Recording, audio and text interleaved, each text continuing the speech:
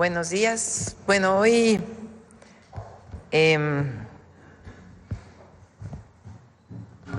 tenía pendiente el día, había dicho el lunes creo que lo dije, martes, ya no sé qué día, que hoy íbamos a presentar la modificación a las leyes para el tema de desaparición.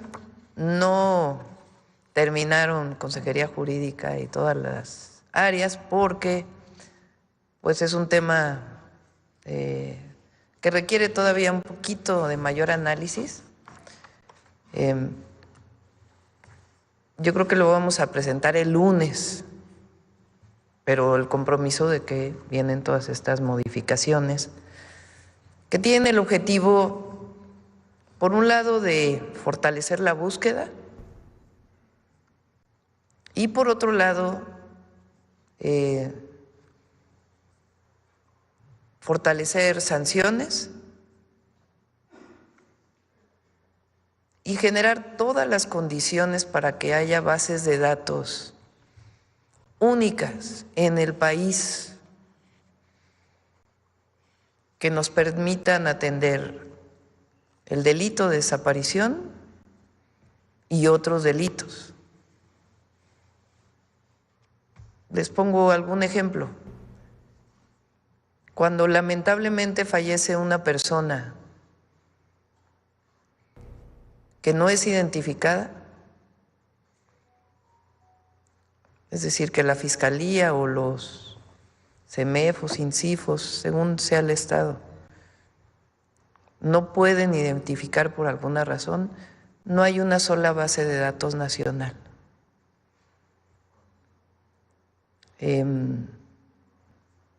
La alerta de desaparición de una persona en un estado por una fiscalía no necesariamente, o sea, no hay la obligación de alertar a todo el país, aeropuertos,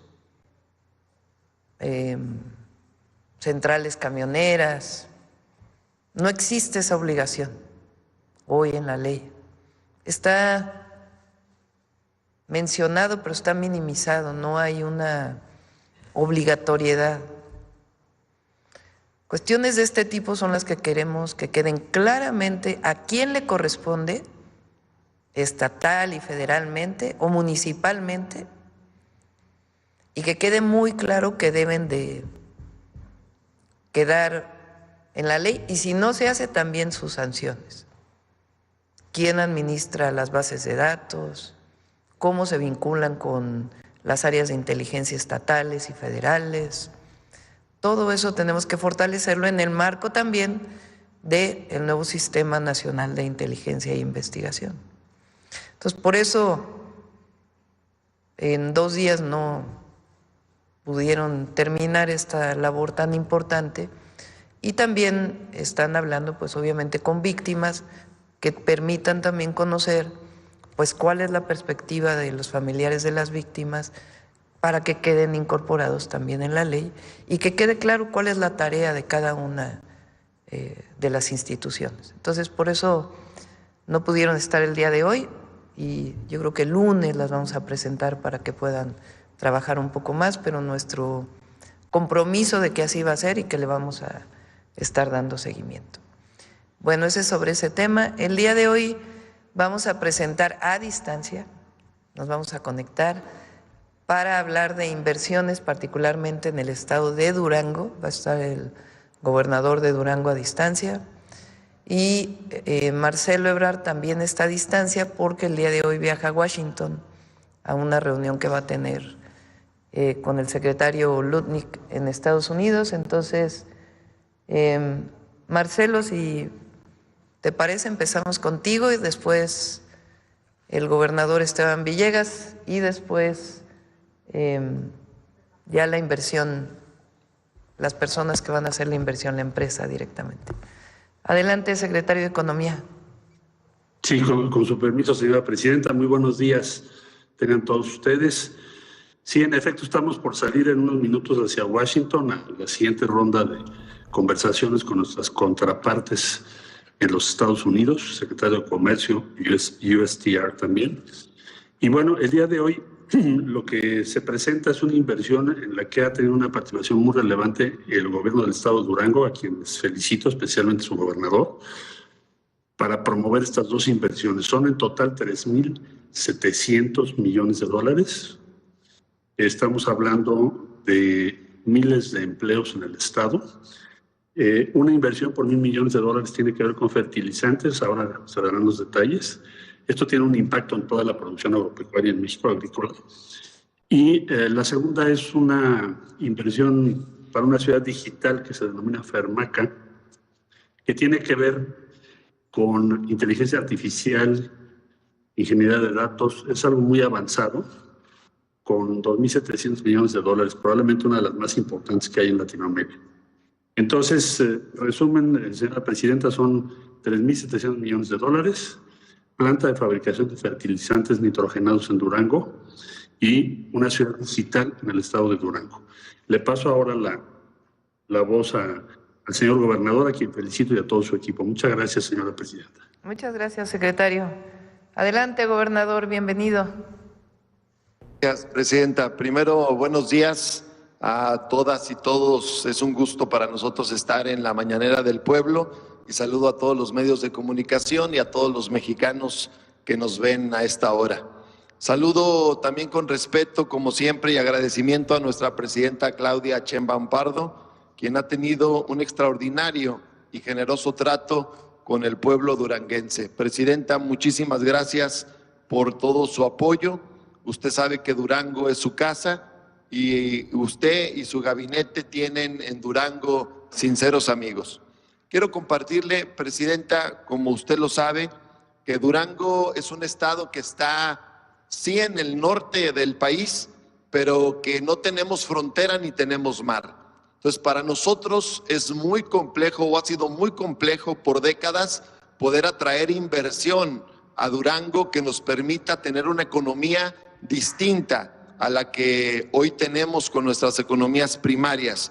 El trabajo que tiene que hacer Durango es 10 veces más que otros estados que tienen frontera y que tienen mar, pero que hoy, con el apoyo de su gobierno, hemos logrado dar pasos importantes. Le quiero compartir que este año, en 2025, a finales de este año, principios del año que entra, tenemos prácticamente cerradas 30 empresas que nos van a generar alrededor de 30,000 empleos directos, y eso no había pasado nunca en la historia de Durango. Estamos dando un paso gigantesco en el tema de inversiones. Y hoy precisamente, presidenta, quiero compartirle que nos acompaña el licenciado Fernando Calvillo y Manuel Calvillo de la empresa Fermaca, y que ellos son empresarios mexicanos que están poniendo su recurso en México, que no se lo llevan a ningún otro lado y que quieren seguir invirtiendo en Durango. Y le platico de estas dos inversiones importantes que acaba de comentar nuestro secretario de Economía, Marcelo Ebrard, a quien le mando también un abrazo. Con una inversión de 2.700 millones de dólares, el proyecto de Durango Digital City está en Durango Capital. Este conjuga 4 componentes que fortalecen y contribuyen al desarrollo regional. El primero de ellos, con un ducto de gas que viaja desde Texas hasta Durango y con el que aumenta la disponibilidad de gas para la industria.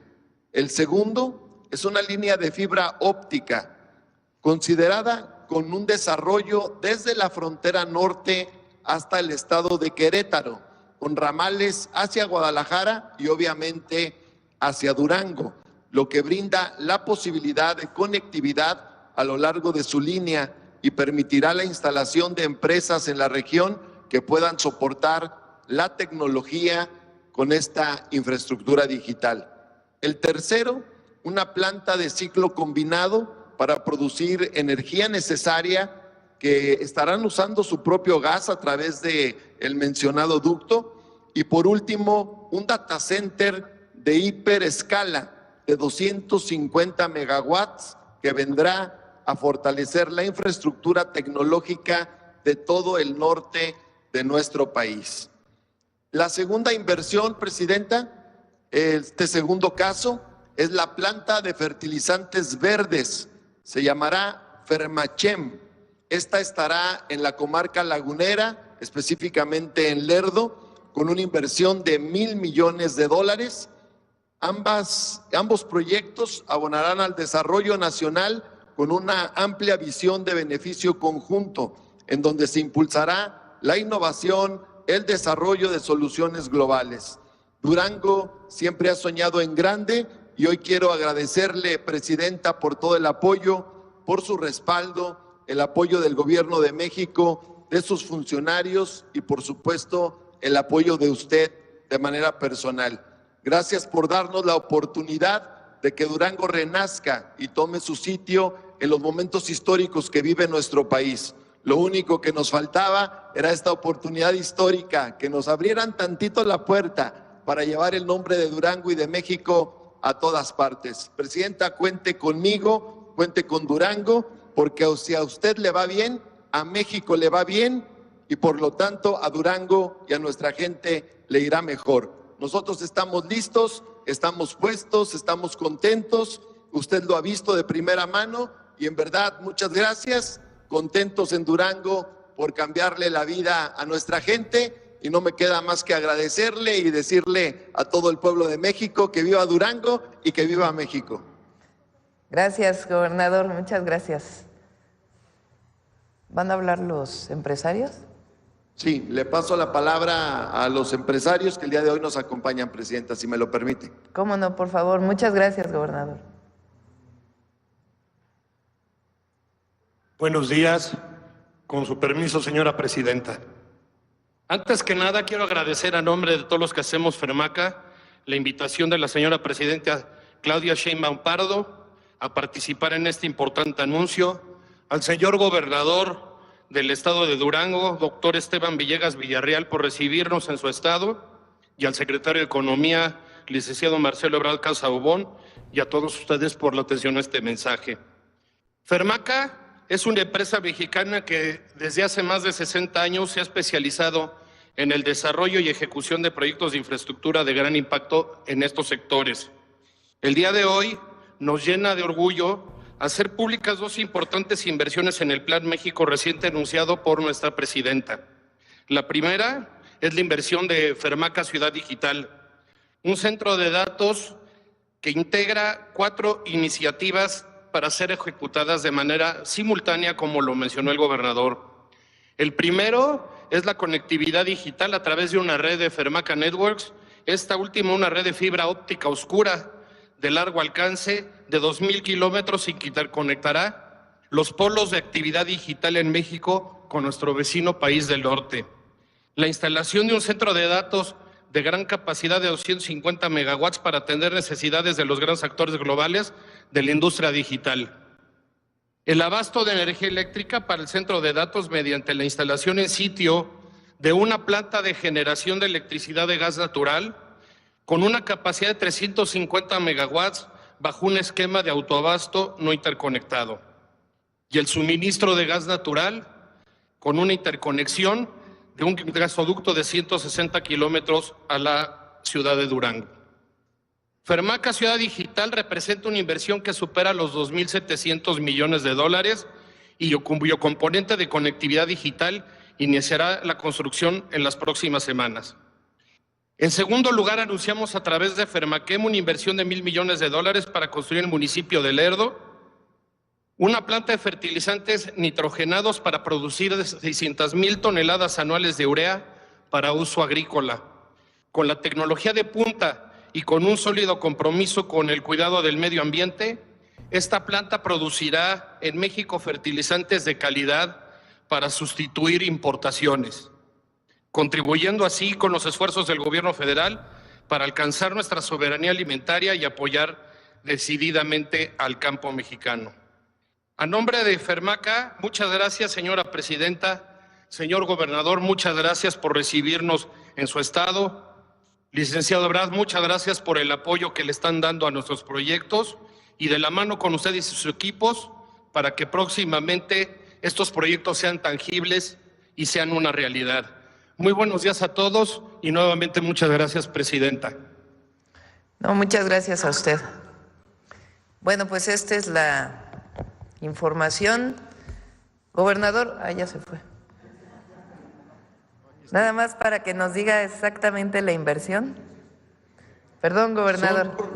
La inversión total es de 3.700 millones de dólares en estas dos empresas que se van a abrir, una en la capital y una en la comarca lagunera, presidenta. Muchas gracias. Gracias, gobernador. Gracias a usted. Muy bien. Bonito día. Igualmente, pues esta inversión de 3.700 millones de dólares para este centro de datos que incluye también su propia generación eléctrica y la planta de producción de fertilizantes, que se suma obviamente a las plantas de producción de fertilizantes que estamos llevando a cabo con Petróleos Mexicanos.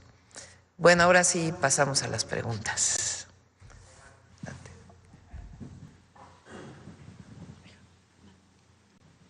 Gracias, presidenta. Buenos días. Bueno, primero me gustaría preguntarle sobre estas reformas que nos va a presentar el lunes.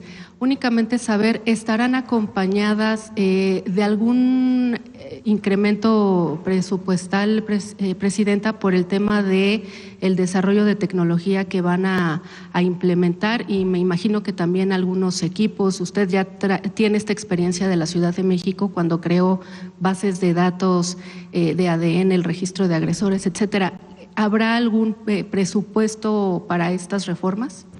Para la Comisión Nacional de Búsqueda va a haber un incremento presupuestal y antes del presupuesto, con la ley lo que queremos es poner a disposición todo lo que existe actualmente en los estados para que esté al servicio de esta plataforma nacional y este sistema nacional de búsqueda, vamos a llamarle así. Les pongo un ejemplo. En la Ciudad de México hicimos este centro de identificación de ADN muy especializado, con todas las certificaciones. Ahora se utiliza principalmente para la Ciudad de México y entre otras cosas para el tema de agresión o agresores sexuales. La idea es que la Ciudad de México pueda poner al servicio nacional este centro, además de para la propia ciudad. Hay instituciones de investigación nacionales en la UNAM, institutos de investigación, que tienen sistemas muy avanzados de identificación de ADN. Queremos que la ley los ponga a disposición de este sistema para que puedan estar al servicio y no sea nada más a partir de un convenio, de una solicitud, sino que todas las instituciones nacionales estén coordinadas y al servicio de este sistema. Entonces, sí hay un incremento para la Comisión Nacional de Búsqueda, pero antes de dar un incremento a otras instituciones es poner todos los recursos del Estado mexicano finalmente al servicio de este nuevo sistema y de la inteligencia y investigación que de por sí se está fortaleciendo. Una disculpa, no me presenté, Joana Sí. Flores, de Grupo ASIR. ¿El incremento presupuestal de cuánto sería aproximadamente? Sí, hoy la Comisión de Búsqueda ellos están haciendo una revisión de en qué necesitan el presupuesto. Ellos tienen un presupuesto que, si mal no me recuerdo, como de no sé si son 1.700, 1.400, no recuerdo ahora exactamente. Pero una parte de este presupuesto se distribuye en las comisiones estatales. Entonces, para la Comisión Nacional ellos están haciendo una revisión de qué equipo particularmente necesitan para hacer mayor especializada la búsqueda. Y lo que se requiera, pues se les va a dar. Presidenta, en otro tema, la última vez que tuve oportunidad de preguntarle, comenté sobre este caso que damos seguimiento en Grupo ASIR al pequeño Damián. No sé si tuvo oportunidad de revisarlo, pero me gustaría comentarle, ya hubo una sentencia en Chiapas, es una sentencia de aproximadamente poquito más de 4 años para el director de este colegio. Evidentemente los familiares están inconformes con la decisión del juez. Además, bueno, se le está pidiendo una compensación, una indemnización de $1 millón de pesos, que si paga se podría reducir la sentencia a esta persona. Todavía hay órdenes de aprehensión pendientes, en fin. Me gustaría preguntarle su opinión, pero también saber, doctora, si con esta en miras de la elección del próximo 1 de junio que tendremos, este tipo de casos donde las sentencias pues son prácticamente una burla para las víctimas, se podrían pues evitar en futuros ocasiones, futuros casos que pudiera haber lamentablemente en el país. Sí, no tengo la información, pero con gusto te la brindamos. Le encargué a la Secretaría de Gobernación que pudiera ayudar en este tema y platicar con las demás instituciones. Entonces, con gusto revisamos exactamente en qué va, porque el objetivo de cualquier institución, digamos que en el caso del Poder Judicial, el objetivo principal es la justicia. Y lo que pasa en México, probablemente en otros países del mundo, pero particularmente aquí, es que la justicia no es la misma para todos los mexicanos y mexicanas. Si tienes dinero, hay más justicia, entre comillas, porque también depende pues del recurso que se utiliza ilegalmente para actos de corrupción. Pues hay un problema grave de corrupción, de nepotismo. Hay otro problema grave de vínculos con el Poder Judicial. Quien tiene dinero para contratar un gran abogado tiene el derecho de picaporte con secretarios del juzgado, con los propios jueces. Quien no tiene recursos para un buen abogado no tiene esta posibilidad, que también tiene que ver el fortalecimiento de la Defensoría Pública, ¿no? Pero así está hecho el Poder Judicial. Y particularmente también para las mujeres no necesariamente hay o para los niños, no hay un reconocimiento de derechos principales para la niñez y las mujeres. Entonces sí, el objetivo de la reforma judicial es sanear el Poder Judicial y que haya justicia en México para el pobre y para el rico. Eso viene desde los sentimientos de la nación, de Morelos. Entonces sí, ¿quién puede sanear el Poder Judicial? El pueblo, con su voto este 1 de junio.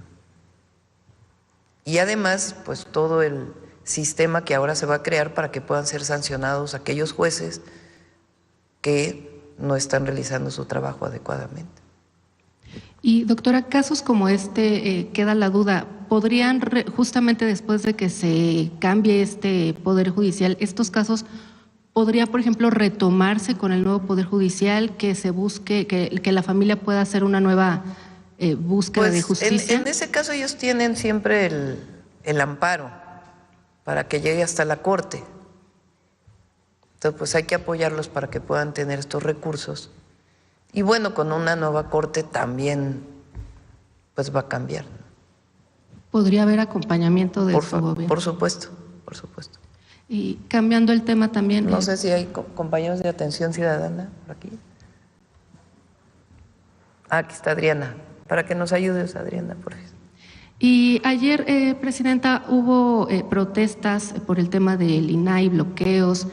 Concluyó ya muy tarde esta situación con la información de que habrá una compensación económica para trabajadores por parte de la Secretaría de Anticorrupción. Sin embargo, por ahí mencionaban que faltarían todavía más de 300 personas que pudieran tener acceso a esta compensación económica a raíz de la desaparición del INAI.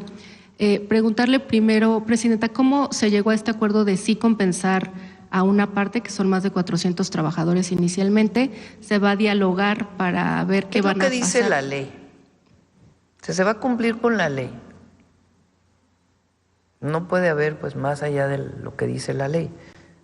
El día de hoy probablemente ya se apruebe ya la nueva ley de transparencia. Eso va a ayudar también a tener certeza. El viernes, mañana, tiene una reunión la Secretaría Anticorrupción y de Buen Gobierno con quienes se manifestaron ayer y otros trabajadores del INAI. En algunos casos pues habrá liquidaciones, en otros casos pues se quedan trabajando, ¿no? Porque el presupuesto se reduce de manera importante y se cumple con lo que establece la ley. Justo eso le quería preguntar. Entonces, por un lado, hay capacidad presupuestal, como usted ayer nos decía, ¿no? A veces se puede, a veces no. Hay capacidad presupuestal para compensar a quien se tiene que compensar. Y también se decía ayer que de la Secretaría Anticorrupción dependerá el futuro de los trabajadores. Entonces, algunos permanecerán. Algunos sí, y otros pues serán liquidados conforme lo que establece la ley. Muy bien. Y en otro tema también, el 29 de marzo entra en vigor esta prohibición en escuelas para la venta de comida chatarra. Nada más saber, Presidenta, ¿va a haber algún esquema de supervisión, de operativos? ¿Cómo van a vigilar que esta disposición se cumpla? Sí, eso está, bueno, aquí está Noemí, que aparte de dar Mujeres en la Historia, es la subsecretaria de Educación Básica. ¿Quieres platicarle de las manuales y esto que han estado trabajando? Con permiso, Presidenta. Muy buenos días a todas y a todos. Efectivamente, a partir de este 29 de marzo entra en vigor los lineamientos sobre las cooperativas. Van a recibir los expendedores de alimentos una capacitación por parte de la Secretaría de Salud. Estamos trabajando ya con las autoridades estatales y con todos los enlaces que han estado colaborando con las brigadas de salud para que entre la semana del 31 de marzo y el 4 de abril se dé capacitaciones. Ya hay un temario sobre los productos que sí se pueden vender, los que no se pueden vender, socializar esta información con las personas responsables de hacer la venta de alimentación. Entonces se estarán dando estas capacitaciones. Además, si ustedes ingresan ya al portal de Vive Saludable, Vive Feliz, podrán encontrar 2 manuales. El primer manual, que se trabajó también con distintas dependencias de salud, con UNICEF. Los expendedores también ya tienen algunos recetarios, lineamientos en el sentido de la preparación de los productos, también que sí se puede vender. Sobre todo lo que queremos dar son opciones, más que una limitación de decir no, es qué opciones saludables se pueden dar en las escuelas, porque además de todo garanticemos y tengamos en el panorama que hay una diversidad importante de cómo se dan los alimentos en las escuelas, es decir, no solamente tenemos estas cooperativas que al final a veces retribuyen económicamente a la escuela, sino también hay otros esquemas de alimentación, incluso los del propio DIF, que son estos desayunos calientes o desayunos fríos, propias familias que se organizan para dar esta alimentación. Así es que queremos atender a todos los actores involucrados a través de estas capacitaciones. Les decía yo, también en el portal ya pueden descargar los manuales, mismos manuales que serán impresos y que serán entregados a las escuelas y que también vienen acompañados con manuales para padres de familia que también serán entregados para que sea una estrategia completa. Estamos involucradas todas y todos, desde el sector educativo, desde quien vende estos alimentos y bueno, también las familias. Y perdón, pero ¿habrá supervisiones? ¿Cómo estarán revisando? Tenemos las brigadas de salud, ya tenemos un enlace en cada una de las entidades. Estamos también trabajando ya con los supervisores de las escuelas. Tenemos ya también una información basal que se distribuyó también en las escuelas para hacer este levantamiento de cuáles son los seguimientos, cuáles son las escuelas donde hay venta afuera de los horarios escolares, cuáles son las que tienen, por ejemplo, máquinas expendedoras dentro de las escuelas. Es decir, estamos haciendo todo un levantamiento de información y es a través de los supervisores, que son los que tienen las zonas, son nuestros ojos más directos y bueno, estaremos utilizando y necesitando mucho de su apoyo. Son nuestros supervisores. Y perdón, entiendo, hay una voluntad, pero ¿habrá algún tipo de sanción para quien no cumpla o está descartado esta posibilidad? Están los lineamientos que se establecen, por ejemplo, en la producción de la alimentación, COFEPRIS se involucra directamente. Hay una revisión, por ejemplo, si no hay una sanidad en los alimentos, hay una atención directa, pero todo eso también ya está involucrado COFEPRIS. Muchas gracias. Y finalmente, Presidenta, ya… Nosotros siempre estamos en la idea de la educación y la información. Y ahí, Mario me presentó el otro día una encuesta de quiénes estaban de acuerdo con esta medida y es muy alta la aprobación, 70 y tantos %, creo. Entonces quiere decir que la gente está de acuerdo, entonces los mismos padres y madres de familia nos van a ayudar. Entonces es más una actividad de educación, de promoción, y la sanción pues ya sería algo último. Gracias, Presidenta. Y finalmente, preguntarle sobre el tema de los médicos cubanos. En Grupo ASIR presentamos un trabajo, se le dio un seguimiento, una búsqueda a estos médicos. Preguntarle si ustedes tienen registro de este padrón, cuántos son, dónde están, cuánto están ganando. En algunos casos se encontró que algunos ya no están como tal prestando su servicio al sector salud del Gobierno de México, sino están algunos en consultorios de farmacias, en algunas universidades donde se supone que tendrían que estar dando también algunas atenciones y clases, tampoco se encontraron. Entonces, preguntar, ¿hay un registro? ¿Saben ustedes dónde se encuentran? ¿Qué están haciendo, doctora? Sí, es un registro, me parece, bueno, hay que ver estos casos que ustedes documentan para ver qué características tienen, pero todos los médicos cubanos, que además agradecemos muchísimo, y es muy importante que la gente sepa que no es que sustituyen a un médico mexicano. Esta contratación de médicos cubanos se hizo para especialidades donde en ciertos lugares, por más que se abren las convocatorias y se abren, no hay médicos mexicanos que quieran ir a estos lugares. Muchos de ellos están en los lugares más apartados. Y eso lo hacen, pues, obviamente por decisión voluntaria. Entonces, tienen un seguimiento tanto por la Secretaría de Salud, que sabe perfectamente su nombre, dónde están, su horario, etcétera, como por propio Migración, porque también pues son médicos que vienen con una visa especial. Entonces, sí hay seguimiento, por supuesto, y ahí me ha tocado ver, ahora que he estado recorriendo el país, que voy a algunos centros de salud, me ha tocado ver la participación, cómo están trabajando y el agradecimiento de la gente de su participación para poder cubrir alguna especialidad que por alguna razón, ya sea porque no hay médicos que se quieran ir a vivir al lugar o porque sencillamente no hay suficientes médicos especialistas en esa especialidad en México. Ya platicamos por qué no hay médicos especialistas en México. Pues porque durante años, todo el periodo neoliberal, cerraron la posibilidad de que hubiera médicos especialistas. A ver si está la gráfica por ahí que presentamos aquella ocasión. Es hasta el 2019 o 20 que el presidente López Obrador duplica la formación de médicos especialistas, que hay toda la capacidad de hacerlo, pero en esta idea de que había que cerrar el ingreso para que fueran médicos de excelencia, pues cometieron una barbaridad, que es que no hay suficientes médicos especialistas en México. Ahora se está revirtiendo gracias a esta medida que se tomó hace algunos años. El IMSS nos platicó, Zoé, fíjense, bueno, el IMSS nos platicó, Zoé, cómo ahora tuvo, le llaman draft ellos en inglés, una selección de más de 9,000 médicos especialistas que no se hubieran podido contratar si no hubiera sido por este impulso que se le dio al incremento de la matrícula para médicos especialistas. Recuerden que un médico especialista no se forma en un salón de clases. Sí tienen obviamente una parte curricular de aprendizaje en aula, pero la mayoría de su aprendizaje es en los hospitales o en los centros de salud. Entonces, gracias a eso se ha podido dar al ISSSTE, al IMSS y al IMSS Bienestar este incremento en el número de médicos que fortalece el sistema de salud del país.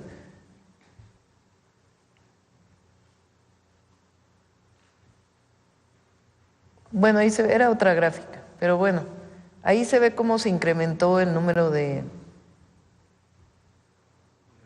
de médicos especialistas graduados solamente en el Instituto Mexicano del Seguro Social, pero a nivel nacional, a ver si la encuentran por ahí, es otra. Pero bueno, se duplicó el número de médicos especialistas que se están formando. Entonces, como se empezó hace 5 o 6 años, pues hoy ya tenemos mucho más médicos especialistas de los que había hace 6 años. Doctora, y ya nada más, ¿este padrón que ustedes tienen se podría conocer solo para saber dónde están, en qué hospitales están dando Sí, obviamente, servicio? con el resguardo de los datos personales, le pedimos a la Secretaría de Salud que nos pueda dar toda la información. Muchas gracias. Sí. A ver acá, y luego vamos de este lado. Buenos días, Presidenta. Buenos Luis días. Cova, de Exclusivas Puebla y Exclusivas MX. Preguntarle, el sábado estará en Tlaxcala en el marco del Día Mundial del Agua. Preguntarle el acercamiento con el Estado de Puebla, visitará el Estado, tendrá reunión con el gobernador Alejandro Armenta, y cómo va lo del río Atoyac. Buen día. Buen día, justo vamos al río Atoyac, pero nos toca ahora la parte de Tlaxcala. La gobernadora ha hecho un trabajo extraordinario, Lorena Cuellar, de no solamente mejorar con sistemas muy modernos las plantas de tratamiento, vamos a ir a inaugurar una, que es trabajo del gobierno del estado, sino un esquema para garantizar su operación junto con los municipios, que nosotros vamos a tomar de ahí esa experiencia para llevarla a muchos otros lugares del país. Y además va a haber una jornada masiva de limpieza del río, o sea, va a ser la conmemoración del Día Mundial del Medio Ambiente y vamos a estar ahí. Ahora no vamos a Puebla, solamente vamos a Tlaxcala. Ahí va a haber en Tlaxcala también una Universidad Rosario Castellanos, nos va a acompañar el director del Poli, porque ahí en Tlaxcala también nuestro objetivo es que haya otro campus del Instituto Politécnico Nacional, que es una petición de la gobernadora. Entonces ahora vamos a Tlaxcala. Este fin de semana, bueno, hoy vamos a Monterrey, vamos a ir a la toma de protesta y al informe anual de CAINTRA, que es la Organización de Empresarios de Monterrey, y vamos a aprovechar ahí para tener una reunión con todos los empresarios del acero para ver el tema de los aranceles en acero. Vamos a platicar con ellos. Recuerden que nosotros las acciones que vayamos a tomar dependen pues también de lo que vaya a plantear el gobierno de los Estados Unidos el 2 de abril, y lo haremos de manera integral. El secretario Ebrard ha estado muy cerca de ellos, pero voy a aprovechar ahora también para reunirme personalmente. Ahí hay una empresa muy importante. Hay varias empresas de acero y aluminio en Nuevo León, pero particularmente pues está Ternium, que es una de las empresas más importantes de acero. Entonces vamos a aprovechar para reunirnos con ellos. Eso es hoy. Mañana vamos a Oaxaca, a la conmemoración del 21 de marzo, natalicio de Benito Juárez. Vamos a Guelatao, vamos a aprovechar para caminar un poco el camino de Benito, que hizo el presidente López Obrador, que nos tocó inaugurarlo juntos. Y de ahí vamos a inaugurar el Hospital del Niño y la Mujer en Oaxaca. Y luego el sábado vamos a Hidalgo y Tlaxcala. En Hidalgo vamos a revisar el tren que va a Laifa, que eso en realidad es Estado de México, y después a dar el banderazo de salida de los trabajos del México-Pachuca, del tren México-Pachuca, y se va a explicar dónde van a estar las estaciones, en fin, todo lo que se va a hacer, y ya iniciaron los ingenieros militares esa obra. Entonces eso es viernes y sábado, nuestra labor. Y en Puebla pues ya vamos a ir pronto. A ver, va de este lado, acá. Gracias, Presidenta. Buenos días. Soy Marco Antonio Olvera, del periódico digital Hidalgo News y del canal de YouTube México News World. Le tengo 3 preguntas. Primero vamos a empezar con la más importante, diría. El tema de el supuesto campo de concentración o reclutamiento en el estado de Jalisco, pues prácticamente se ha convertido en un talón de Aquiles para su gobierno, que usted bien preside. En ese sentido, Presidenta, pues muchos medios de comunicación de la ultraderecha alineados pues han presentado incluso, y voy a decir el nombre, Milenio ha presentado ahí en su noticiero, pues hay unas cobijas pues prácticamente sacadas del closet de ropa de cama, o pareciera que los compraron aquí atrás, atrás de Corregidora. Están completamente nuevos, están casi con shampoo. En ese sentido, Presidenta, ¿cuál va a ser la vertiente de su gobierno? Pues porque usted prácticamente, además de ser ya una líder política a nivel Latinoamérica, pues la prensa internacional la ha catalogado como una estadista de escala mundial. Sin duda, el tema de Jalisco está golpeando a su gobierno cuando también ya sortió a la perfección, digamos, el tema con Donald Trump, que es súper importante también. No menos importante la desaparición o supuesta desaparición de estas personas, que bueno, como dijo el fiscal ayer en la conferencia, que hay que investigar y que por supuesto también hay que tener cuidado de cómo se manejan las cosas. Sin embargo, la ultraderecha y por supuesto los medios alineados pues siguen en ese golpeteo. ¿Cómo va a salir usted o sacudirse la sombra de estos medios que pues son los traidores a la patria, porque finalmente siguen comiendo del país, la presidencia les otorga publicidad y siguen golpeando? Y no quiero decir que no sean críticos, sí, pero que sean críticos objetivos. Ese es el primer cuestionamiento, Presidenta. A ver, yo no considero que sea ni talón de Aquiles, ni talón de otro tipo. Vamos como desglosando, ¿no? Correcto. El tema. Hay un tema relacionado con la desaparición de personas en nuestro país. La magnitud de este problema, la atención que debe dar el Estado mexicano a este problema, hay que tomarlo seriamente, con la verdad, sin esconder absolutamente nada. ¿Qué problema ha habido en nuestro país respecto a esto?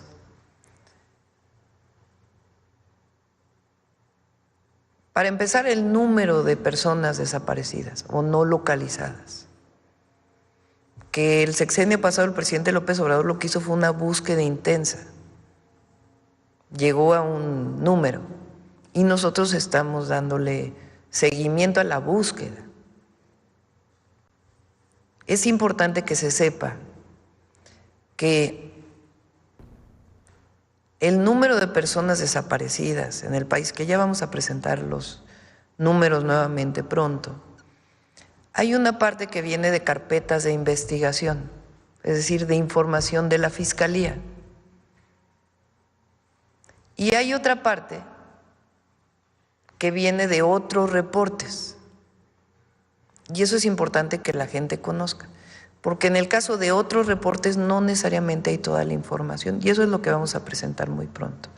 Pero tenemos que decir la verdad, cuántas personas desaparecidas existen en la plataforma de la Comisión Nacional de Búsqueda y cuál es el origen de la información. Ese es un tema.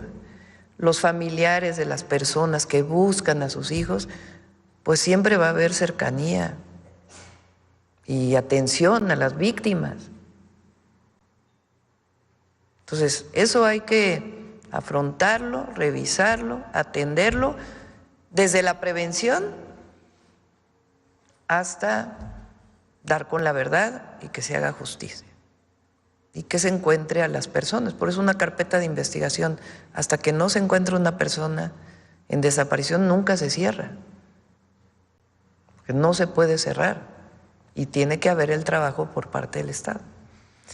En ese sentido, nosotros estamos fortaleciendo las leyes, por eso quería presentarlo hoy, no se terminó, lo vamos a presentar el lunes.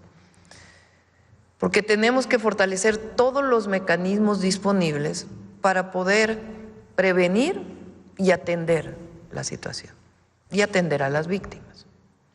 Ese es un tema. Ahora, de ahí han querido, bueno, uno. Segundo tema, Jalisco.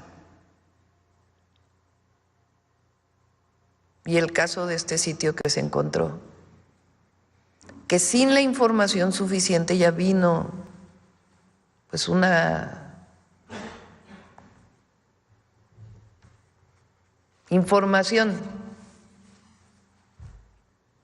y una supuesta crítica al gobierno, porque la verdad es que tampoco es que tenga mucho impacto, ¿no?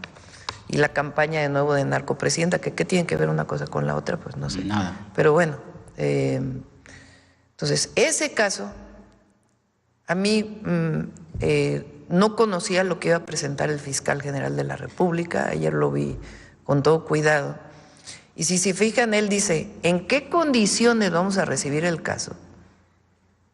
Porque es muy importante, no es nada más que la Fiscalía General de la República atraiga una investigación, sino que la gente conozca cómo va a traer esa investigación, a partir de qué información se dio. Porque este caso viene desde septiembre del año pasado, que por primera vez entró a este predio.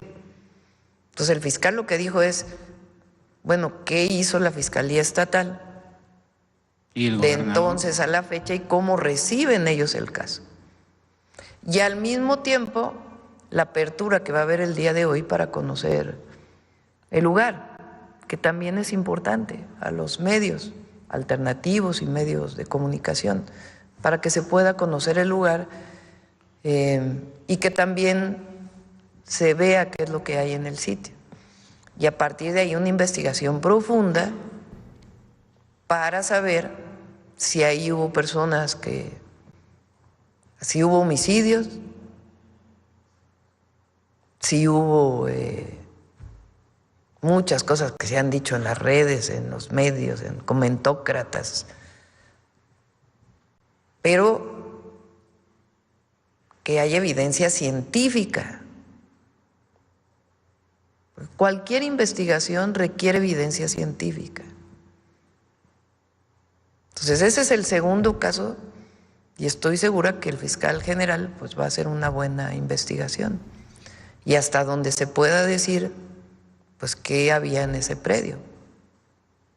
Ese es el segundo. El tercero ya es cómo han querido supuestamente aprovechar esto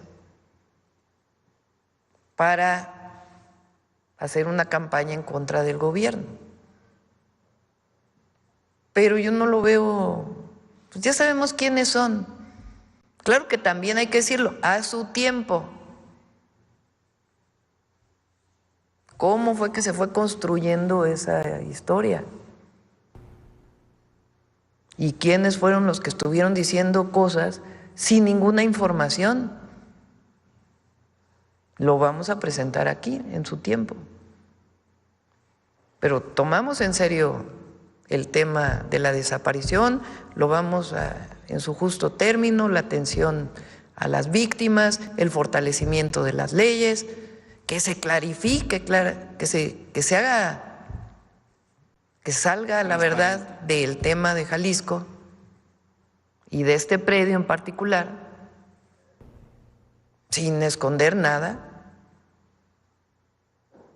y el deslinde de responsabilidades. Y por otro lado, pues esta campaña que son los mismos. Si no es por esto, es por otro. Si no es por ahora ya dicen que hay más desapariciones que homicidios en el país. Ya vamos a presentar los números de carpetas de investigación. Entonces, sí, también hay que decirlo porque es una responsabilidad de la presidenta y de esta mañanera del pueblo decir la verdad, pero también el derecho de réplica, porque no puede ser que haya una campaña en contra de nuestro gobierno y que nosotros no respondamos. Pues claro que hay que, por eso está el detector de mentiras, por eso informamos, y en este caso también lo vamos a hacer. ¿De dónde fue que salió una versión? ¿De qué dijo quién? ¿Cómo lo dijeron?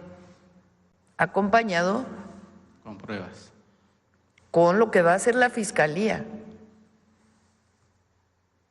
Entonces, por eso digo, hay que poner todo en su justo término y vamos a seguir haciendo nuestro trabajo. Yo no tengo, digamos, ninguna duda en que estamos haciendo lo correcto. Y eso es lo que nos da la tranquilidad. Por supuesto que atendemos todo y estamos en todo, pero en el sentido de que nosotros no somos los gobiernos del neoliberalismo, no somos el PRIAN, no somos el PRIAN. Nosotros nos comprometimos a no mentir, a no robar y a no traicionar al pueblo. Y así hasta el último día de mi mandato. Presidenta, y con respecto al gobernador Alfaro, todavía no terminaba su administración Alfaro cuando pues esto ya habían entrado a ese predio. Y seguramente el gobernador sabía del tema o hizo caso omiso o quiso tapar el sol con un dedo. Hoy el gobernador Alfaro se encuentra en España, donde pues obviamente pernoctan y disfrutan pues corruptos como Salinas, como Calderón, como Enrique Peña Nieto, con visas doradas donde pues, la corona española les permite vivir plácidamente, pues obviamente por el dinero que se robaron del México moderno, no conforme con lo de la corona española. En caso de, bueno, una vez de que se dé el reporte de la Fiscalía General de la República, si Alfaro es señalado como copartícipe, porque el que se omita una información también es cómplice en tema de impartición de justicia, sobre todo un tema tan delicado como este. El gobernador también sería llamado a cuentas, pues digo, allá está con una inmunidad, porque pues no hay una extradición en España. Le corresponde a la Fiscalía. De ayer el fiscal dio un montón de datos de cómo no se siguieron todos los protocolos de investigación en la Fiscalía Estatal. Y las investigaciones a las autoridades pues las tiene que hacer la Fiscalía. Este no es un tema político. Algunos lo han querido hacer un tema político. Sí. Pero se van a quedar con las ganas. Porque este es todo es política, todo, pero no es politiquería. Entonces, si hay responsabilidades de funcionarios, los tiene que determinar la Fiscalía, municipales, y si el caso es estatales. Tiene que decirlo él, porque no es un asunto de que la presidenta diga que le mande decir al fiscal, oiga, investiga al exgobernador, pues no. Eso tiene que venir de la propia investigación de la Fiscalía si es que hay responsabilidades.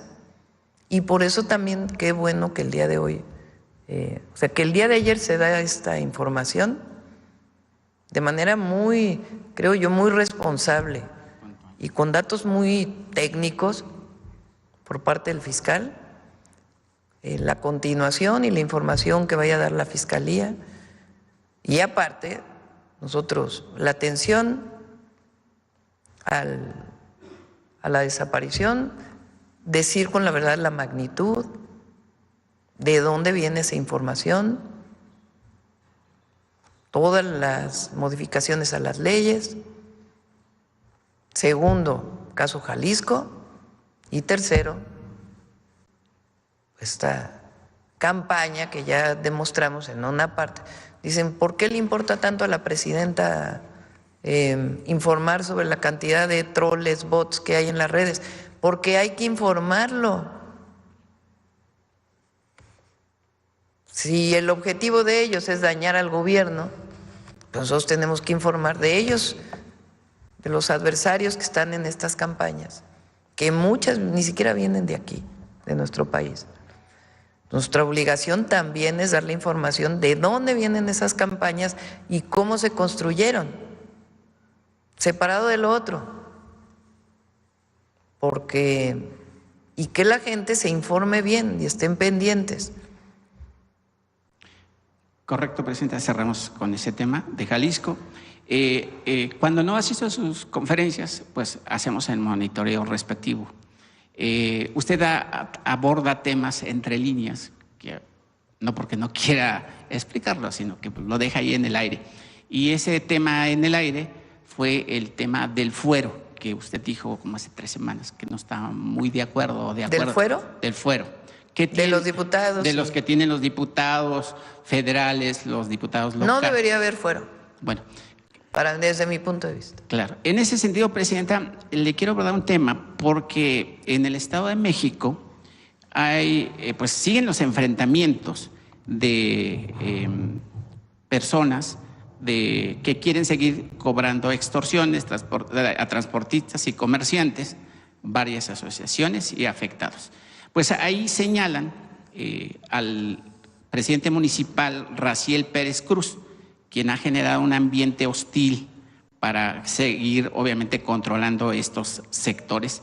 Y se ha generado, pues, ahí un grupo de choque.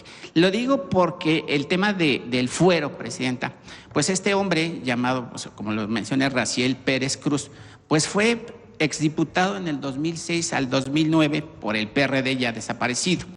Y pues pareciera que ya le gustó el tema de cobrar en el erario público. Y luego después se hizo alcalde entre el 2019, entre el 2019 y el 21.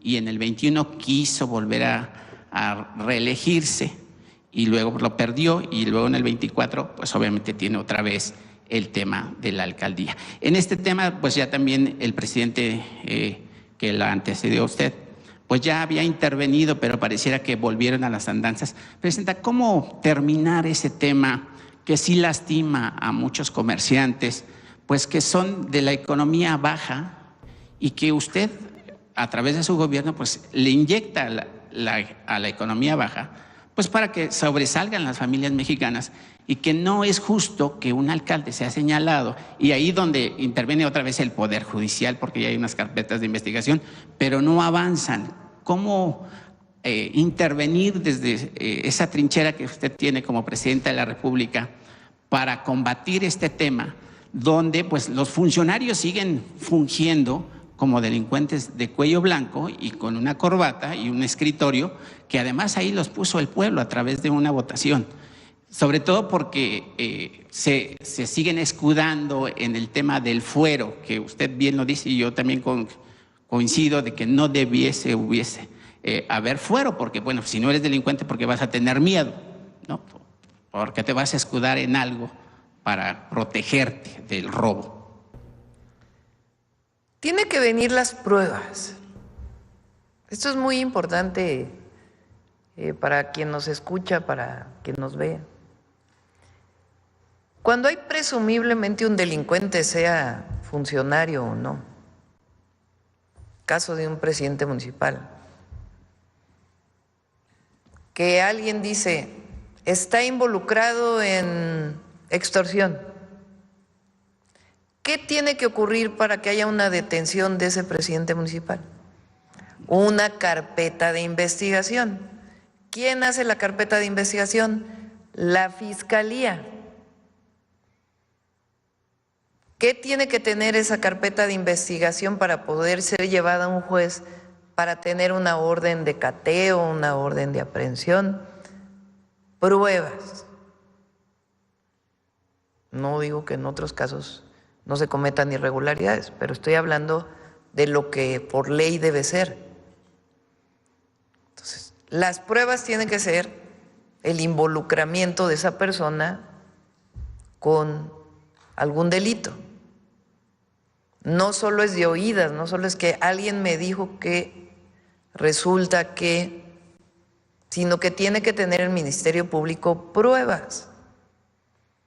¿Cómo pueden venir esas pruebas? Ya sea de una denuncia, de un testigo, pero si queremos pruebas más contundentes, pues tienen que venir de un sistema de la policía de investigación o de la policía preventiva o de la Guardia Nacional o de, en otros casos, las fuerzas federales, que den los elementos suficientes para poder tener una carpeta de investigación sólida. Si se hace una investigación de extorsión y ahí en esa investigación resulta que está involucrada una autoridad, pues entonces es parte de la carpeta y se presenta ante un juez para que el juez diga, sí hay pruebas suficientes, orden de aprehensión. Y después todo el proceso del presunto delincuente para poderse defender. Esa es la ley en México. Entonces, si hay pruebas de esta persona involucrada en delito de extorsión, tiene que estar en una carpeta de investigación. Ya hay una carpeta de investigación, Presidenta. Lo que pasa es que ahí, pues obviamente, pues otra vez le insisto, y usted también tiene razón, que pues prácticamente el Poder Judicial pues estaba en un estado de putrefacción por impartición de justicia. Pero aparte del Poder Judicial, y más allá de si tiene un amparo o algo, la persona que se le dio sin sustento o uso de la suspensión, aun cuando hay pruebas de su participación en algún delito, la Fiscalía del Estado de México pues fue la que hizo el llamado a esta operación Enjambre, en donde se detuvo incluso a una presidenta municipal. Entonces, la única cosa pues es que haya las pruebas suficientes, ¿no?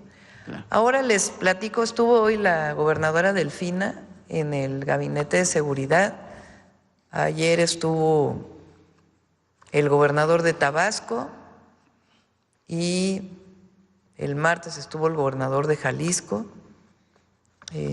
y así estamos trabajando con todos los gobernadores. Después ya vamos a ir a los estados a participar en los gabinetes de seguridad. Se está haciendo un trabajo especial para la zona oriente del Estado de México, no porque no haya delitos en otras zonas, pero la zona oriente, estamos haciendo un trabajo integral para, ya lo vamos a presentar pronto, con 10 u 11 municipios, estamos integrando un nuevo municipio, para servicios urbanos, mejora del transporte público, etcétera, etcétera. Es la zona conurbada del país más densamente poblada y con mayor pobreza en una zona urbana.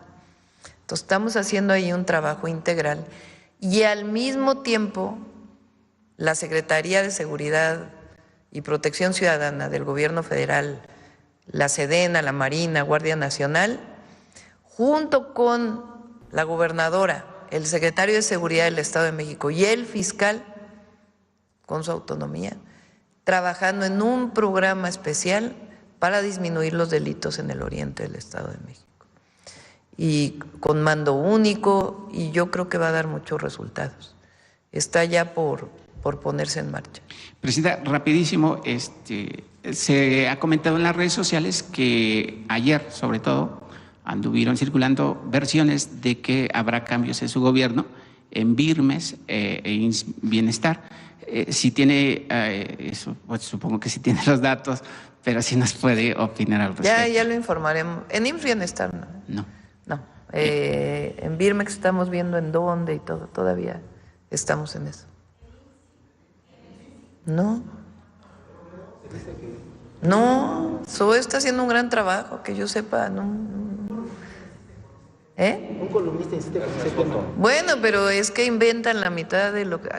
Hay columnistas, un día lo vamos a sacar aquí, que de veras hacen una ficción que da risa porque... Y la presidenta le dijo a fulano de tal, y entonces en el gabinete resultó regañado, y entonces le dijo al otro, y el otro le contestó, y a su vez le habló por teléfono, y entonces va a renunciar fulano de tal. No. Rapidísimo, Presidenta, le voy a leer aquí un documento de unos ejidatarios en el Estado de México. Los habitantes de Naucalpan enfrentan graves problemas y uno de ellos es la última loma verde de Lomas Verdes. Está siendo devastada por un desarrollo habitacional denominado Terralago. En el año 2006, la ciudadanía organizada pidió la expropiación del predio al entonces presidente municipal o a presidenta municipal, Angélica Moya, debido a que estudiantes del doctorado en biología de la UNAM, Campus Iztacala, encontraron un extraordinario contenido de biodiversidad para ser declarada área natural protegida. A punto de lograrse, el gobierno de Vicente Fox dio marcha atrás al proyecto y causó a ciudadanos de daño al erario. En el 2002, la presidenta municipal, Angélica Moya, misteriosamente se olvidó del valor biológico ambiental del predio y autorizó el megadesarrollo Terralago. Como es costumbre en Naucalpan, el ayuntamiento se valió de acciones irregulares o ilegales, tales como el OPAS expidió factibilidad condicionada de servicios utilizando uno de los títulos de cesión para no beneficiar a la población que carece de servicio regular de agua potable, sino para beneficiar a un particular en su predio. OPAS gestionó la perforación del pozo profundo sin haber realizado los estudios hidrológicos para garantizar la existencia del agua y su calidad.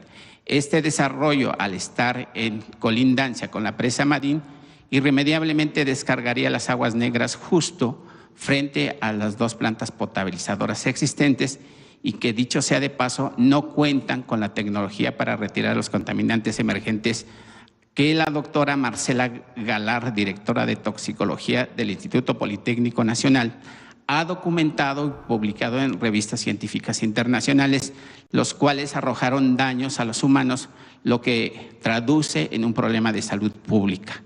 Los habitantes de Naucalpan, organizados haciendo uso de su derecho de participación ciudadana, promovieron amparo en contra de dicha autorización con el número 1018/2024, interpuesto en el Juzgado Cuarto de Distrito con residencia en Naucalpan, ante la jueza Paloma González Alcántara, la cual concedió suspensión provisional. Sin embargo, días después negó la suspensión definitiva, violando la Constitución, la jurisprudencia, el Tratado de Escazú y la Ley de Aguas Naturales. Como testimonio en el amparo, Conagua presenta su informe justificado el 20/01/2025, en el cual informa que esta institución no había dado permiso por la falta de estudios geohidrológicos, concluyendo que había dado factibilidad ilícita. En lo futuro, los habitantes de Naucalpan no contarán con este recurso del agua, toda vez que se han autorizado miles y miles de viviendas donde ya no existe el recurso. Por lo anterior, Presidenta, pues los habitantes le solicitan respetuosamente su participación o la revisión de este… ¿Cómo se llama el desarrollo? Terralago. Terralago. Y ahí se están construyendo miles de… Le decimos a Edna Vega que de inmediato lo revise. Y ya para concluir rapidísimo, bueno, agradecerle que va al municipio de San Agustín Tlaxiaca por el tema, que es mi municipio, por el tema de que van a construir ahí casas habitación. No sé si es correcta mi información. Y pues también exhortarle, Presidenta, que pues, en un futuro la invitamos a que haga un recorrido al ejido de San Agustín Tlaxiaca. Es extenso, muy extenso, hay planicias, pero pues no hay agua, ¿no? Yo creo que a lo mejor si les diera la oportunidad de su gobierno a los campesinos o a mis compañeros que están con sus tierras, que pudieran sembrar esas tierras que están secas y que se convertirían en un campo de producción para el consumo propio y por supuesto para venderse, y que pues así ya no haya una migración hacia los Estados Unidos y puedan mantener la familia, que es la base de este México, que lo tenemos bien plantado. Con gusto. Muchas gracias. Claro que sí. A ver, acá, hace mucho que no.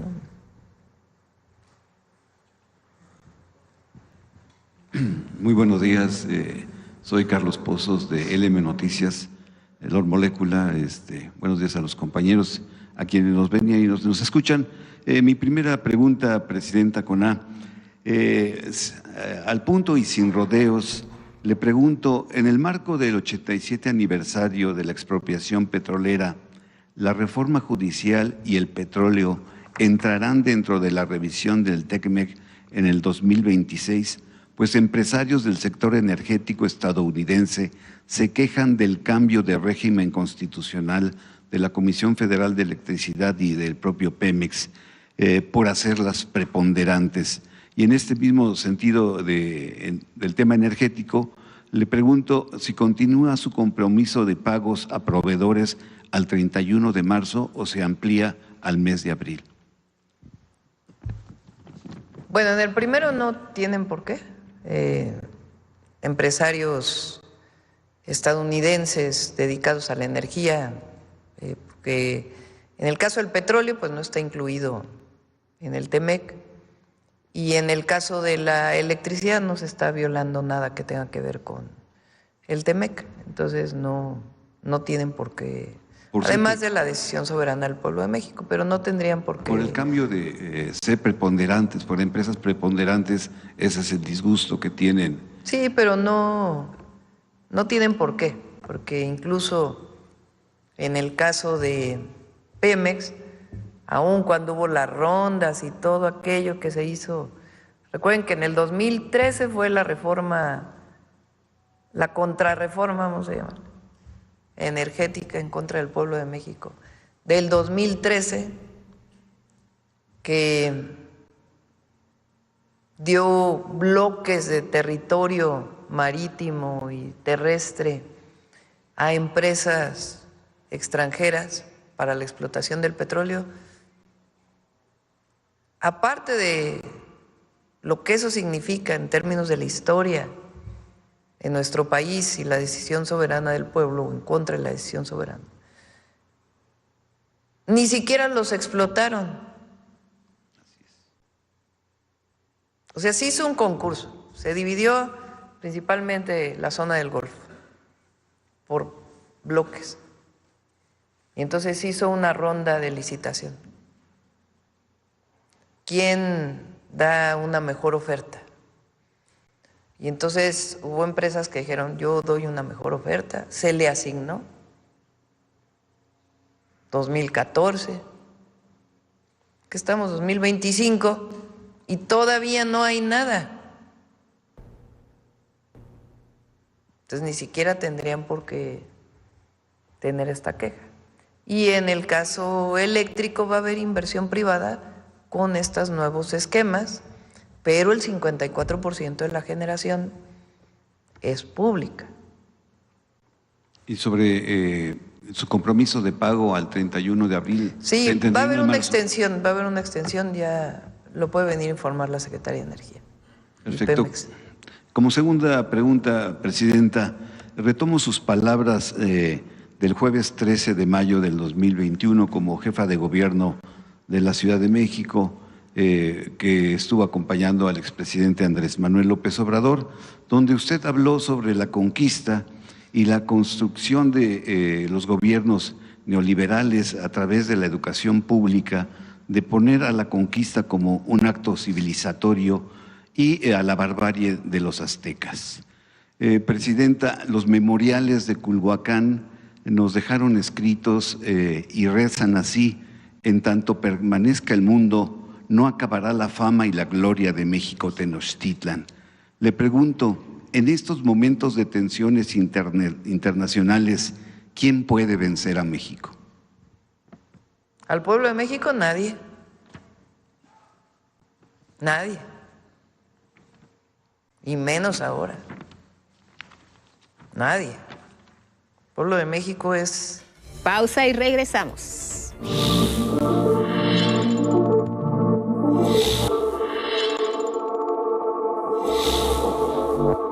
Más información en 11 Noticias desde Palacio Nacional. Del pueblo. Entonces, no hay manera, está. World Happiness Report, o sea, quiere decir el reporte de felicidad del mundo. No sé quién lo haga, qué institución.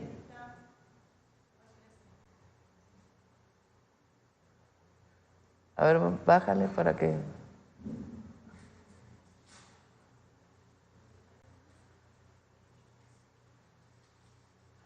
¿Dónde está lo de México? A ver. No, pero a ver dónde, por ahí.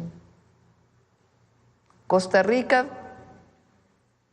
ahí está mal escrito, no sé qué. Y México 10º entran en el top 10 por primera vez.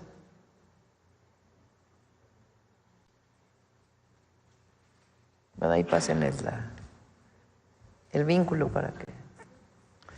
Finalmente, como tercera pregunta, Presidenta, el Plan Nacional de Desarrollo 2025-2030... Es que me acordé de la frase que usaba mucho el presidente López Obrador, que él decía que viene de Flores Magón, de Ricardo Flores Magón, que solo el pueblo puede salvar al pueblo. Así es. La tercera pregunta, Presidenta, el Plan Nacional de Desarrollo 2025-2030, que se entregará a finales de este mes de marzo, es el instrumento... No, ya se entregó. ¿Ya? A ver sí, si... en febrero, se entregó a finales de febrero. Para tener un ejemplar... 28 de febrero. Pásenles el vínculo.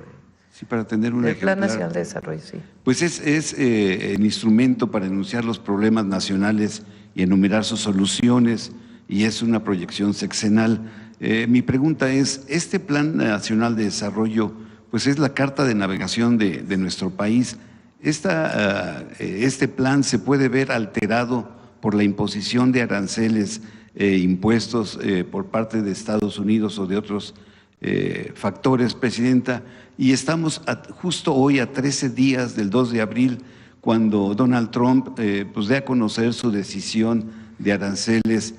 Por ello, el pueblo de México tendrá que hacer un sacrificio para poder resistir y superar esta decisión unilateral. Vamos a esperar a ver qué plantea el 2 de abril. Nosotros estamos buscando siempre un acuerdo y que se afecte lo menos posible a México. Pero en caso contrario, pues también tenemos plan y hablaremos pues claramente de lo que esto significaría. Vamos a buscar siempre pues el diálogo y que se cuide el tratado que tenemos, que ayuda mucho a México, pero ayuda muchísimo también a Estados Unidos. Con la expropiación petrolera, el expresidente Lázaro Cárdenas dijo al día siguiente, usted dio lectura ahora en el aniversario, que México tendría que hacer un sacrificio para pues superar los intereses que se habían afectado con la expropiación petrolera. Por eso le reitero, el pueblo de México tendrá que hacer un sacrificio con estos aranceles. Vamos a esperar a ver qué pasa el 2 de abril y ahí ya hablaremos, pues obviamente, claramente de las implicaciones y siempre buscando el diálogo. Gracias, Presidente. Gracias. Bueno, a ver, la última, vamos para acá y ya después, porque nos tenemos que ir a Monterrey. Voy, Presidente. Sandra Aguilar, de Grupo Informativo. Como siempre, con el gusto de saludarla a usted y a sus invitados a su invitada del día de hoy. Estuvimos el pasado fin de semana, pues en mi tierra, en Tamaulipas, este tercer informe, finalmente estos 29 meses, o los primeros 29 meses del gobierno de Américo Villarreal Anaya. Para mí, para nosotros, los que estuvimos presentes, con agrado vemos un antes y un después. No me pude regresar, por supuesto, sin el mensaje que envía precisamente el gobernador Américo, y si me permite se lo puedo, es muy breve.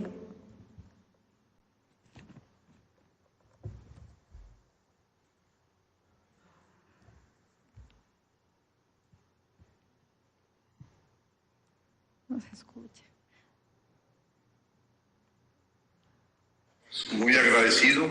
Hemos tenido varias reuniones de trabajo con ella, con el grupo de los gobernadores en el impulso y la dirección que quiere dar a los programas prioritarios, el incrementar los beneficios a través de los programas de bienestar, que ahora son ya derechos constitucionales. Hacía yo la referencia y muy agradecido que ya a través de ellos a Tamaulipas le llegan más de 20,000 millones de pesos al año y que llegan a las gentes menos favorecidas socialmente.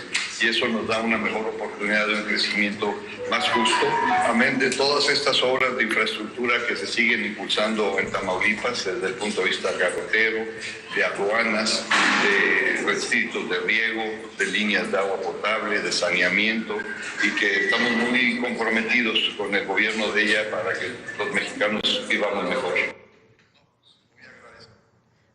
Compartirle que, bueno, pues esto fue lo que nos compartió en una plática que tuvo conmigo y con algunos medios de comunicación.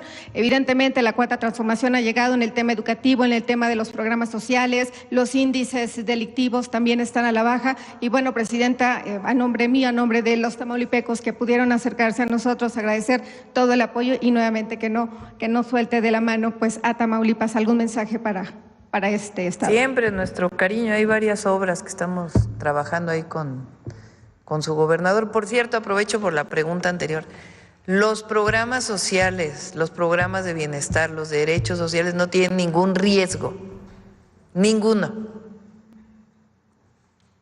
Esos vamos a cumplir, es constitucional, la gente va a seguir recibiendo su apoyo. Y los 3 programas nuevos que nos comprometimos, ya prácticamente hay más de 1 millón de mujeres recibiendo ya pensión, mujeres bienestar. En agosto abrimos la nueva convocatoria para 60, 61 y 62 años. Los jóvenes de secundaria ya están recibiendo su beca, los adolescentes de secundaria ya están recibiendo su beca. Y los de preparatoria también en corto plazo ya empiezan a recibir su beca. No tienen ningún problema, están totalmente resguardadas.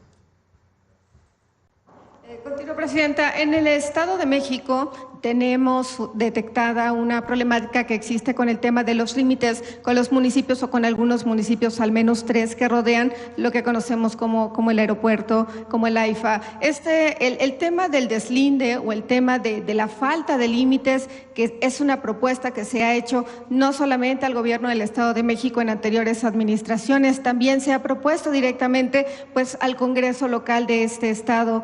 Me refiero a los municipios de Nextlalpan, de Jaltenco y también de Tuxtepec. Estos municipios, ante la falta pues de manera oficial de límites, realmente los 3 alcaldes tienen su propio mapa, y cuando ocurren hechos como asesinatos, cuando ocurren hechos de explosiones, cuando ocurren hechos de todo tipo, ahí sí no me corresponde, es el otro municipio. Ante esta falta de aseguramiento, vamos a decirlo así, de manera oficial, pues quiero compartirle que existen inclusive videos a través de las redes sociales en donde inclusive la alcaldesa de Jaltenco, Rosario Paines, pues fue violentada dentro de su camioneta, de su vehículo, la subieron en una grúa, no lo estoy diciendo yo, existen los videos en las redes sociales.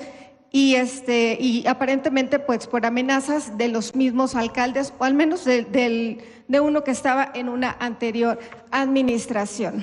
¿Qué estamos o qué está solicitando? Pues solamente que pongan atención.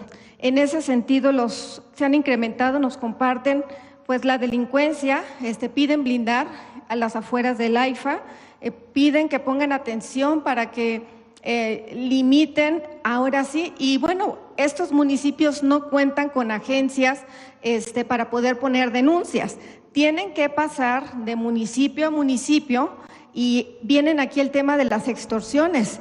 También tenemos videos que le podemos compartir en donde pues están extorsionando a los ciudadanos. La misma alcaldesa en su momento, para poner esta denuncia, no la dejaron pasar, y fue por eso, tengo entendido, que pues la subieron en su vehículo. Entonces, ha sido muy discreta tal vez en este tema, pero sí se ha vuelto ya pues una situación insostenible. Le sumamos también que hay áreas en donde aseguran se practica huachicoleo, y pues al momento de que ocurren estos altercados, pues simplemente pues nadie quiere atender. Quiero dejarle aquí sobre la mesa, espero algo se pueda hacer, y es una denuncia que, insisto, ya tenía pues de algunos meses atrás. Y finalmente, nuevamente están pidiendo su apoyo, Presidenta.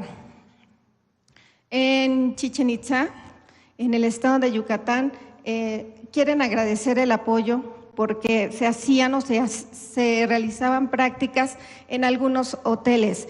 Han avanzado mucho, han sentido sí su apoyo por parte de la Secretaría de Gobernación, este acompañamiento por parte también de la Secretaría de Seguridad Ciudadana, pero ciertamente escuché el día de hoy 1, 2, 3 temas del Poder Judicial. Continúan presentando estos amparos, que hacen que se alarguen pues la resolución de los casos y que pues sigan peligrando familias. ¿Pero qué tiene que ver los hoteles?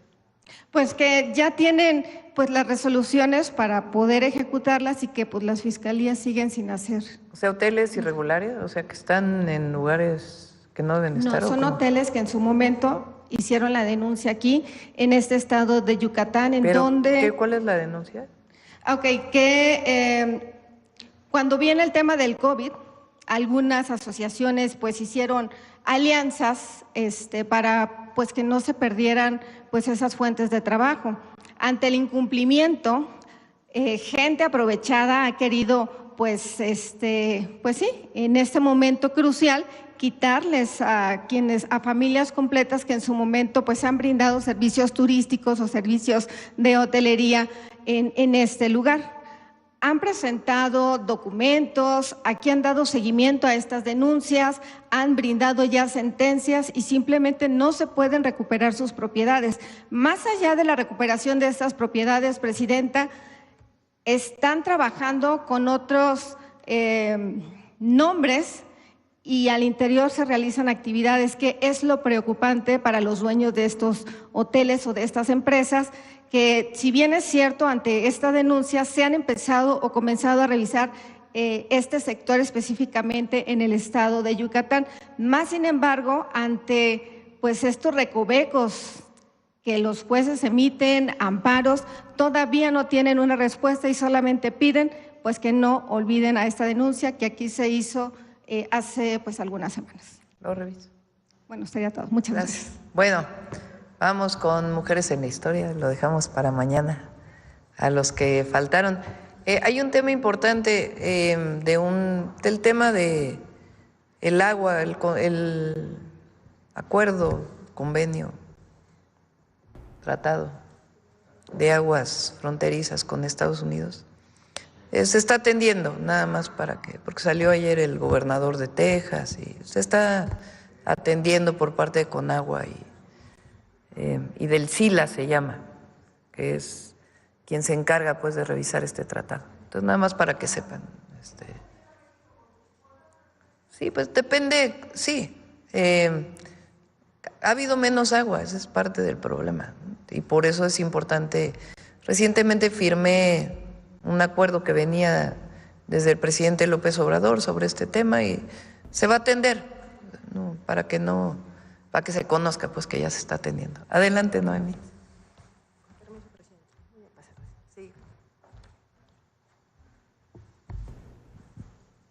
Muy buenos días a todas y a todos nuevamente. Creo que esta es otra fotografía icónica en la historia de nuestro país. ¿Les parece familiar? 18 de marzo. ¿Qué día? 18 de marzo. Del 18 de marzo. 1938. ¿En qué momento? Expropiación petrolera. Bueno, el lugar donde se está realizando esta escena es en el… ¿Dónde? ¿Alguien más? Es maestra Noemí, por eso está haciendo examen.